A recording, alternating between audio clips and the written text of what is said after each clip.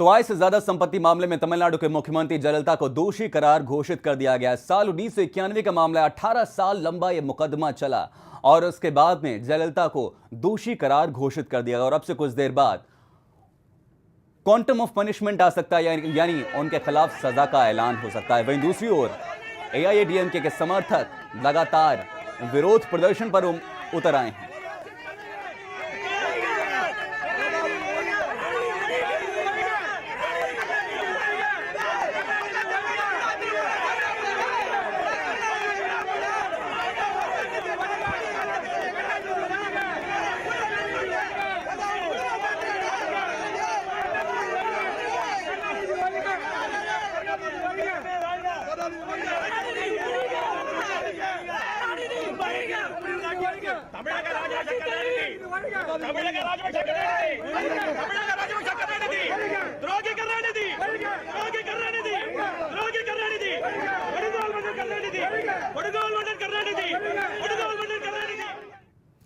तो अब से थोड़ी देर में सजा का ऐलान होने वाला है और एआईएडीएमके के समर्थक लगातार एम करुणानिधि के खिलाफ बयानबाजी कर रहे हैं, विरोध प्रदर्शन पर उतर आए। हमारे साथ पूरा पैनल बना हुआ है। हमारे साथ मुरारी तिवारी जी सुप्रीम कोर्ट के वकील और बार काउंसिल के सदस्य बने हुए। हमारे साथ अजय झा हैं विजय चौक से। अजय, यहां पर सवाल करना चाहूंगा, जाहिर तौर पर जब दोषी करार घोषित की जा चुके हैं जयललिता, सजा का ऐलान होने वाला है, एआईएडीएमके के अंदर विचार विमर्श का दौर जारी हो चुका होगा कि आखिर अब उत्तराधिकारी कौन होगा तमिलनाडु का। देखिए, निश्चित रूप से जयललिता जब वहाँ से बेंगलुरु के इस कोर्ट के लिए निकली होंगी, उससे पहले ही सारी तैयारी हो चुकी होगी कि इस तरह की अगर स्थिति पैदा होती है तो वैसे में एआईएडीएमके की तरफ से मुख्यमंत्री पद के लिए किसको वो नॉमिनेट करके जाती हैं, क्योंकि हालांकि विधायक दल नेता चुनता है, लेकिन ये क्योंकि जयललिता उस पार्टी की अध्यक्ष भी हैं और सारा कंट्रोल उनके पास है, तो उनकी जगह किसको मुख्यमंत्री बनाया जाए इसका फैसला पहले वो करके गई होंगी कि अगर को अदालत से इस तरह का फैसला आता है और क्वांटम ऑफ पनिशमेंट जिस तरह से 3 साल से ज़्यादा होने की स्थिति में उनको तुरंत कस्टडी में ले लिया जाएगा, तो वैसे में जब तक और कानूनी प्रक्रियाएं चलती रहेंगी, जब तक उनको बेल नहीं मिलेगा, वैसे क्राइसिस सिचुएशन में एआईएडीएमके की अगुवाई कौन करे, मुख्यमंत्री का उम्मीदवार कौन हो, मुख्यमंत्री किसको बनाया जाए, ये तमाम चीज़ें पहले से इसकी तैयारी हो चुकी होंगी। और निश्चित रूप से काउंसिल ऑफ मिनिस्टर्स को अपना इस्तीफा देना है, जयललिता अपना इस्तीफा देंगी, उसके बाद विधायक दल एक प्रक्रिया के तहत अपने नए नेता का चुनाव करेगा और मुख्यमंत्री पद की शपथ दिलाई जाएगी, क्योंकि बहुमत एआईएडीएमके के पास है, इसलिए दूसरी तरह का कोई और राजनीतिक संकट नहीं होगा। हालांकि डीएमके जो विपक्ष में है और हाशिए पे जिस तरह का चुनाव परिणाम आया, चाहे लोकसभा का या विधानसभा का, जिस तरह से मार्जिनलाइज हुई डीएमके, उसके लिए एक बहुत राहत की खबर है। इस तरह का अगर फैसला आता है तो राजनीतिक रूप से डीएमके जीवित होने की कोशिश करेगी। हालांकि डीएमके के अंदर भी एक पारिवारिक संकट है स्टालिन और अलगरी के बीच, और उन सब के बीच करुणानिधि को फैसला लेना है कि डीएमके की आगे की राजनीति किस तरह से हो, तो वो एक रिवाइवल की पॉलिटिक्स डीएमके के अंदर जरूर जीवित होगी। लेकिन फिलहाल एक बहुत बड़ा पॉलिटिकल सेटबैक है एआईएडीएमके और जयललिता के लिए कि उनके बाद कौन उनकी तरफ से मुख्यमंत्री बनेगा आने वाले वक्त में तमिलनाडु में।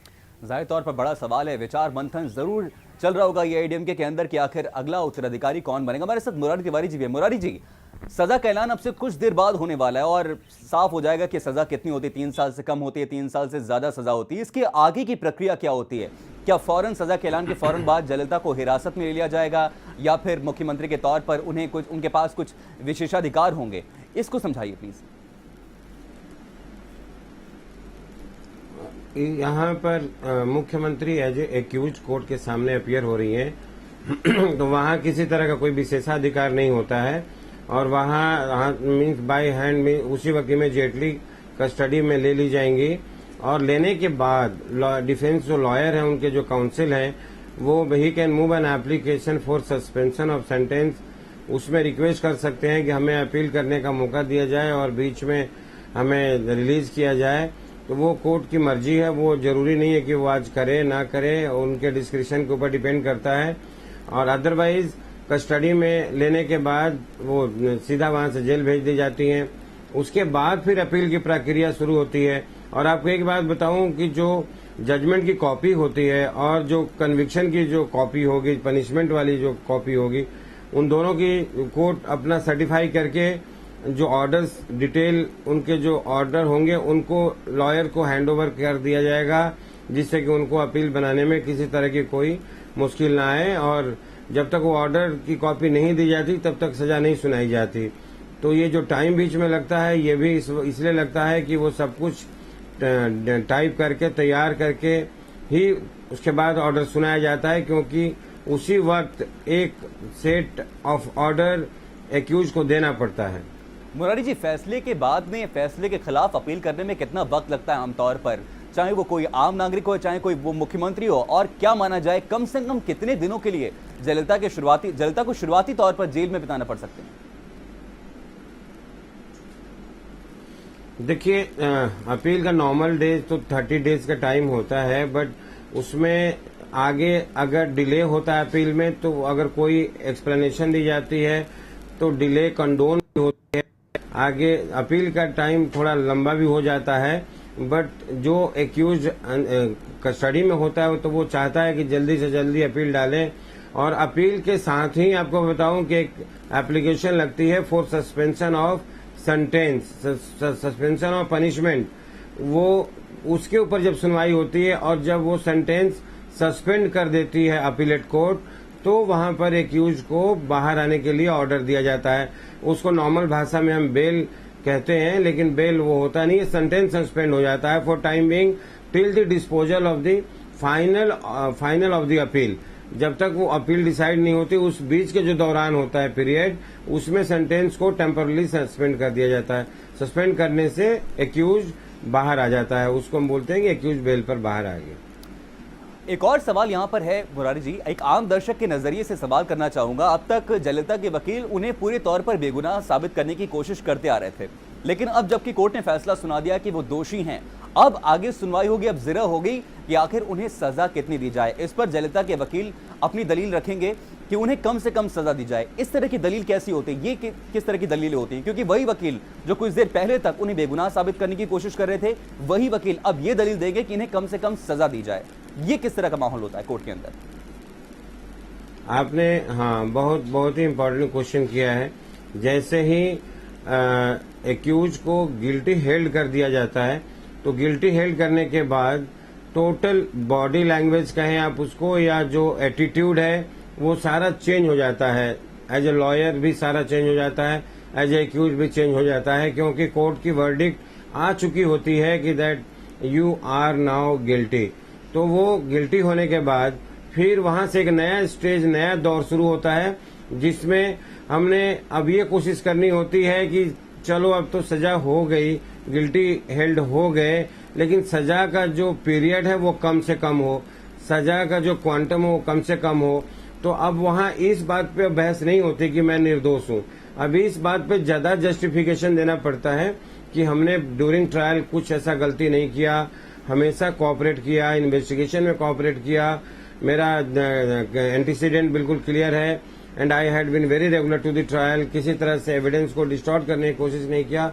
तो आप अपनी छवि और आप एज ए यहाँ आएगी बात जो आपको मैं बता रहा था, जो आपने पूछा चीफ मिनिस्टर, तो यहाँ चीफ मिनिस्टर वाली बात आएगी कि that as a chief minister, as a head of the state, मैं पूरे स्टेट को सर्व कर रही हूँ और इतने लोगों का मेरे पास जन सैलाब है और उनकी सपोर्ट है, इतने मेजोरिटी से मैं इलेक्शन जीती हूँ। यहाँ क्वांटम ऑफ पनिशमेंट में वो एक पॉइंट हो सकता है, कोर्ट 1% सोच सकती है कि जो एक इलेक्टेड लीडर है समाज का, इतने डेमोक्रेटिक तरीके से चुना गया है, तो वहाँ पर इसके अलावा ये भी सवाल है आपसे यहाँ पर, इससे जुड़ा ये भी सवाल है, क्या जयललिता की ओर से, क्या जयललिता के वकील की ओर से ये भी दलील दी जा सकती है कि जो मेरी मौकिल है उनका बर्ताव बिल्कुल साफ रहा, हमेशा वो अदालत में पेश हुई हैं? अगर मुख्यमंत्री की बात छोड़ दी जाए कि वो मुख्यमंत्री हैं, उनको इतनी जनता की सेवा करनी है, ये बात छोड़ दी जाए, अगर इसकी बात की जाए कि उनका बर्ताव बहुत अच्छा रहा है, हमेशा वो अदालत में हाजिर होती आई हैं और 18 सालों में कभी उन्होंने गलत बर्ताव नहीं किया, तो इस आधार पर भी वो अपील कर सकते हैं कि सजा कम हो?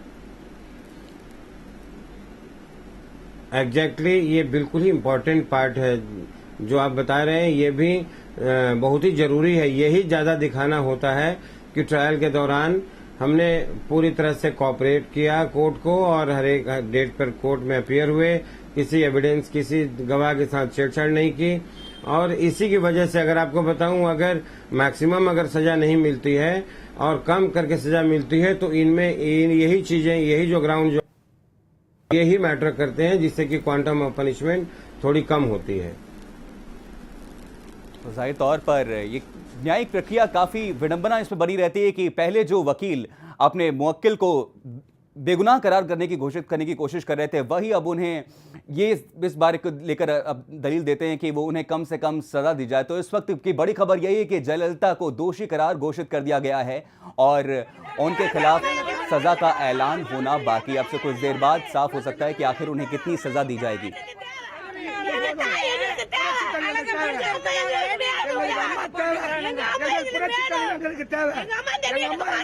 தமிழ்நாட்டுக்கு எங்களுக்கு வரணும்.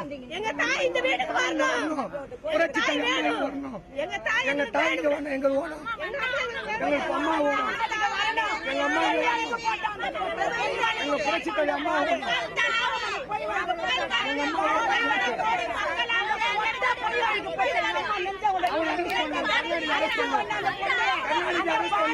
$1,80,000 கோடி கர்நாடக அரெஸ்ட் பண்ணி புரட்சி தலைவி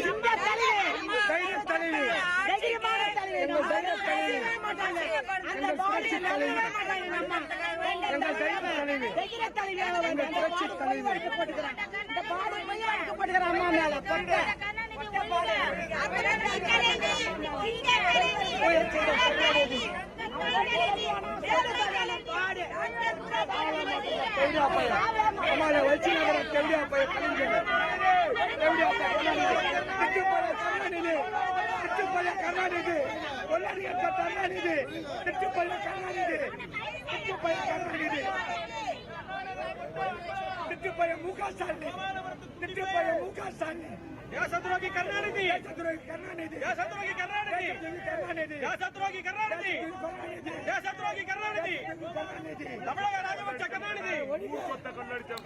और यहाँ पर बीजेपी नेता विजय सोनकर शास्त्री ने इस फैसले के बाद में क्या कहा है वो सुनवाते हैं आपको।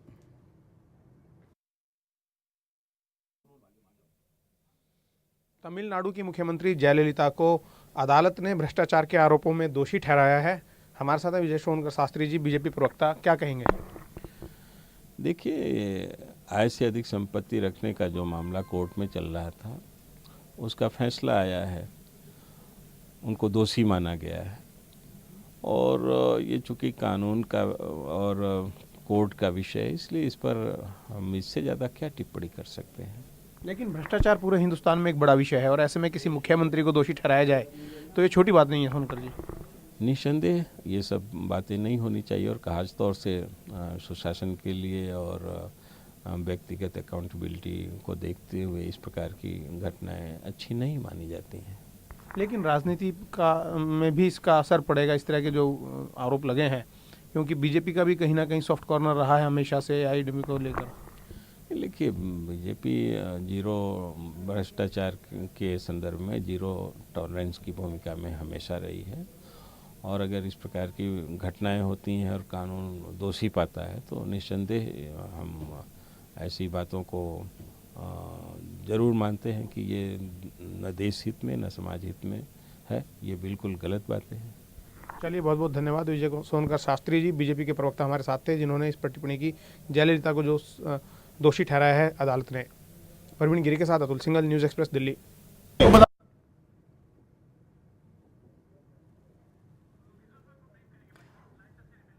तो अलग अलग राजनीतिक दलों से प्रतिक्रिया आ रही है। इसके साथ ही एआईएडीएमके के समर्थक भी लगातार सड़कों पर उतर आए हैं। आप ये तस्वीरें देखिए, सीधी तस्वीरें आ रही हैं। ये महिलाएं काफी दुखी हैं, उनके चेहरे पर दुखी हैं, आंसुओं से रो रही हैं। उन्हें दुख है इस बात का कि तमिलनाडु के मुख्यमंत्री जयललिता अब जेल जाएंगी। उन्हें दोषी करार घोषित कर दिया गया है बेंगलुरु की विशेष अदालत की तरफ से और कुछ ही देर बाद सजा का ऐलान होने वाला है कि आखिर तमिलनाडु की अम्मा को कितनी सजा मिलेगी। इसके साथ 3 आरोपी भी हैं, उन्हें कितनी सजा होगी।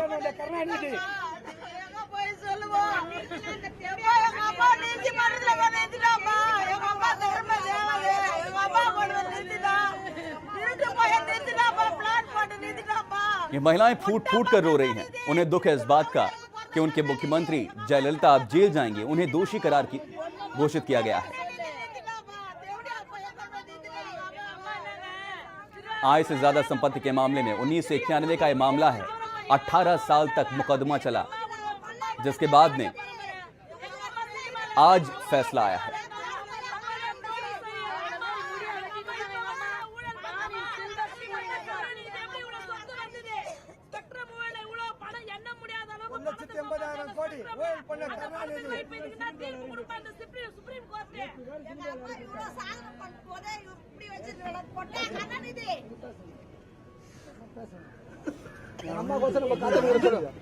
जयललिता पर आरोप की काले धन से उन्होंने 32 कंपनियां शुरू की। 1997 में जयललिता के खिलाफ मुकदमा शुरू हुआ। आय से ज्यादा संपत्ति के मामले में उनके खिलाफ एफआईआर दर्ज की गई। पहली बार सीएम बनने के बाद उनके खिलाफ मामला दर्ज हुआ। जयललिता ने हमेशा ये आरोपों को गलत बताया। साल 2002 में जयललिता पर दूसरी एफआईआर दर्ज की गई। लंदन में एक होटल की मालकिन होने का भी उन पर आरोप लगा। सितंबर 2001 में उनके विधानसभा भी निरस्त कर दी गई। सुप्रीम कोर्ट ने निचली अदालत का फैसला इस मामले में बरकरार रखा था। कोडाईकनाल में होटल नियमों के उल्लंघन के मामले में भी वो दोषी करार दी गई। बड़ा आरोप है कि काले धन से 32 कंपनियां उन्होंने शुरू की। इसके साथ ही 28 किलो सोना, 500 किलो चांदी, 10,500 साड़ियां, 750 जूते, 91 घड़ियां, ये सब कुछ जयललिता के पास से मिला था। उस वक्त जब जयललिता ने दावा किया था कि उन्होंने सिर्फ 1 रुपए महीने के वेतन पर काम किया है, और इस मामले में 18 साल बाद इंसाफ हुआ। कई पेच फंसे थे इस मामले में। सुप्रीम कोर्ट के आदेश के बाद नियुक्त वकील ने भी इस्तीफा दे दिया था, यह कहकर कि उन पर दबाव डाला जा रहा है। 259 गवाहों में से 76 गवाहों ने अपने बयान बदल लिए थे।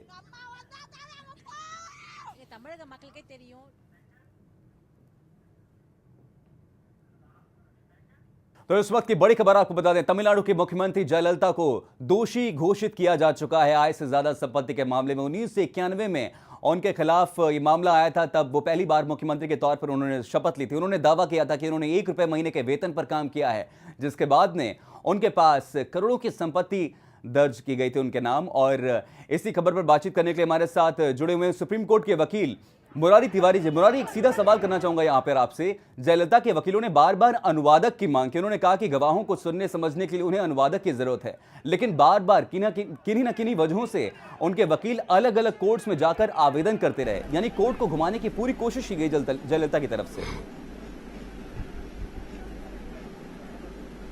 देखिए, जो ये 18 साल का पीरियड लगा है, तो कहीं न कहीं किसी न किसी तरह के टेक्निकल जो बाधाएं हैं जरूर रही हैं, उसी वजह से ये 18 साल लगे हैं। अदरवाइज एक नॉर्मल क्रिमिनल ट्रायल को चलाने में 18 साल का कोई जस्टिफिकेशन नहीं था। और ट्रांसलेटेड कॉपीज की जरूरत तो होती है, अनुवादक की जरूरत होती है ट्रायल में, लेकिन उसके लिए इतना लंबा पीरियड लगने का कोई ऐसा सेंस नहीं बनता है। 18 साल बहुत लंबा पीरियड होता है।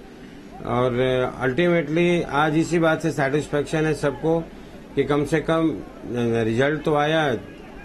अगर गिल्टी हेल्ड हुए तो कहीं ना कहीं रिजल्ट आ गया, तो ये ज्यादा जरूरी था। मुरारी जी, एक और बड़ी बात है यहाँ पर, अनुवादक ने यह भी कहा कि अनुवाद को समझने के लिए उन्हें 6 महीने का वक्त चाहिए। तो 6 महीने का बार बार वक्त मांगा गया जयललिता के वकीलों की तरफ से। नहीं, देखिए, 6 महीना तो बहुत ज्यादा टाइम हो जाता है। अनुवादक को लेके उस वक्त हाथों हाथ जो ट्रांसलेटेड कॉपीज होती हैं उनको समझना पड़ता है, और डे टू डे ट्रायल भी चलता है क्रिमिनल कोर्ट्स में, और उसके लिए अपने खुद ही अरेंजमेंट करने पड़ते हैं। और इन्हीं वजहों से आज इतना देरी हुई जो मैंने आपको बताया, और मुझे नहीं लगता है कि इस तरह के इतना डिले करना चाहिए था इस मैटर में। जाहिर तौर पर इतनी देरी नहीं होनी चाहिए थी। और हम आपको दर्शकों को वो तस्वीरें दिखाना चाहेंगे। सुब्रमण्यम स्वामी बीजेपी के नेता, उनके घर पर पथराव किया गया है, तो वो तस्वीरें हम आपको दिखाने की कोशिश करेंगे। तस्वीरें आपको दिखाते हैं। पहले डीएमके के समर्थक इस वक्त जश्न मना रहे हैं, खुशियां मना रहे हैं। उनके विरोधी जयललिता को दोषी करार घोषित किया गया है, वहां पर खुशियां मनाई जा रही हैं। तो दूसरी तरफ ये 3 तस्वीरें देखिए। पहली तस्वीर में देख सकते हैं जयललिता कोर्ट की ओर जाती हुई, अब वो जेल जाएंगे। और वहीं दूसरी तस्वीर देखिए जहां पर डीएमके के समर्थक खुशियां मना रहे हैं। करुणानिधि के समर्थक सड़कों पर उतर आए हैं, पटाखे फोड़कर खुशी बांट रहे हैं। और वहीं तीसरी तस्वीर में आप देखिए जयललिता के समर्थक विरोध प्रदर्शन पर उतर आए हैं। आपने महिलाओं की तस्वीरें देखी, वो फूट फूट कर रो रही हैं। अब से कुछ देर बाद तमिलनाडु की मुख्यमंत्री जयललिता के लिए सजा का ऐलान होने वाला है और इसे लेकर सुरक्षा के जबरदस्त इंतजाम किए गए हैं। कर्नाटक के साथ ही तमिलनाडु में भी, और वहां पर टीवी प्रसारण रोक दिया गया है ताकि यह खबर ज्यादा से ज्यादा लोगों तक ना पहुंच सके, ताकि लोग और ज्यादा उग्र ना हो सके। सरकार पर भी बड़ी जिम्मेदारी है कानून व्यवस्था को बनाए रखने की। मुखिया को ही दोषी करार घोषित किया जा चुका है और कुछ देर में सजा का ऐलान भी होने वाला है। जयललिता पर आरोप है कि 3 करोड़ की संपत्ति 5 साल के अंदर ही 66 करोड़ 60 लाख रुपए तक पहुंच गई, वो भी तब जबकि जयललिता ने दावा किया था कि उन्होंने 1 रुपए महीने वेतन पर काम किया है।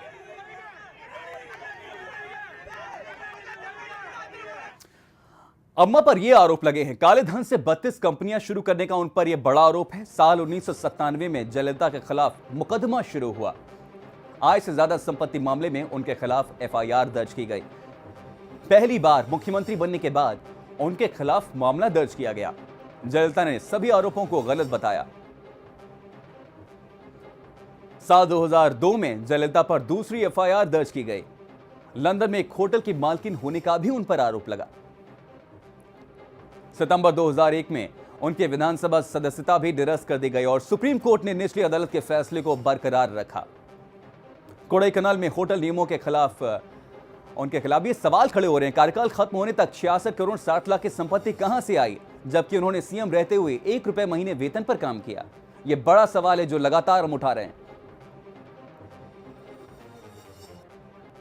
चेन्नई में उनके नाम कई मकान हैं, हैदराबाद में फार्म हाउस, नीलगिरी में चाय के बागान, 28 किलो सोना, 800 किलो चांदी, 10,500 साड़ियां, 750 जोड़ी जूते, 91 घड़ियां, ये सब कुछ जयललिता के घर से बरामद हुआ था। ये रिजर्व बैंक की बेंगलुरु शाखा में ये सारी संपत्ति जमा है जयललिता के नाम। तो बेहद चौंकाने वाला मामला था कि मुख्यमंत्री जिन्होंने सिर्फ 1 रुपए महीने वेतन पर काम किया, जिन्होंने पहले घोषित किया कि उनके पास सिर्फ 3 करोड़ की संपत्ति है, और जब उनका कार्यकाल खत्म होता है तो उनके नाम 66 करोड़ 60 लाख की संपत्ति दर्ज होती है। और हमारे साथ यहां पर अजय झा भी जुड़े हुए हैं, हमारे रिपोर्टर विजय चौक से। अजय, एक सवाल यहां पर करना चाहूंगा आपसे। अजय से जुड़ने की कोशिश करेंगे, उनसे संपर्क टूट गया। हमारे साथ मुरारी तिवारी जी हैं। मुरारी जी, अब आखिर यहां पर कानून व्यवस्था तो बरकरार रखना बड़ी चुनौती है ही, लेकिन न्यायिक प्रक्रिया की बात की जाए तो उनके पास जमानत का विकल्प है। आगे किस तरह से वो प्रक्रिया उनकी आगे बढ़ सकती है इस फैसले के खिलाफ अपील करने का?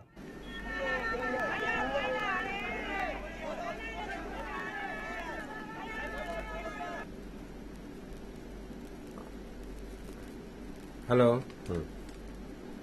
जी मुरारी जी, आपसे सवाल है मेरा कि अब सजा के ऐलान के बाद में आगे इस फैसले के खिलाफ जाने के लिए किस तरह से प्रक्रिया आगे बढ़ेगी? सबसे पहले तो जो ऑर्डर की कॉपी मिलेगी उनको, जो जजमेंट आएगी फाइनल, उस पे लगातार बैठ के तैयारी की जाएगी कि कहाँ कहाँ कोर्ट ने गलत किया है या कहाँ सही किया है। अपील में आपको बताऊं, कोई नई बात अपील में नहीं लेके लाई जा सकती।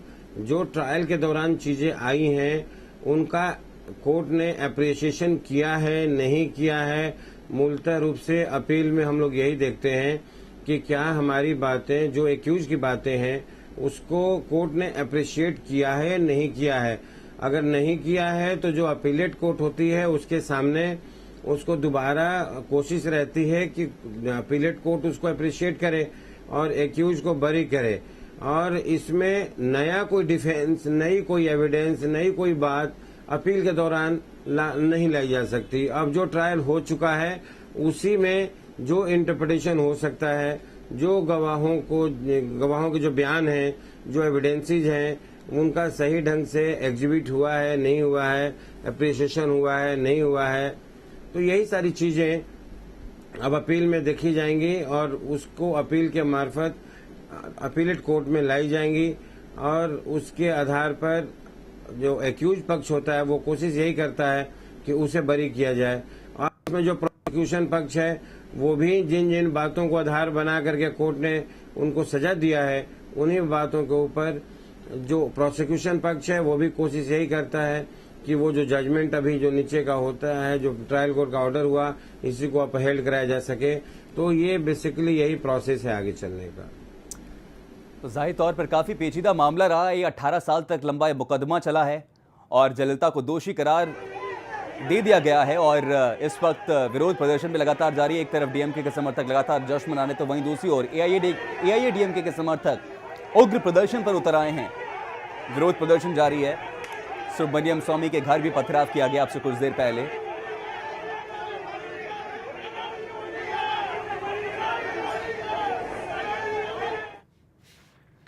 और यहां पर रुकेंगे छोटे से ब्रेक के लिए। इस बड़ी खबर पर लगातार बने हुए हैं।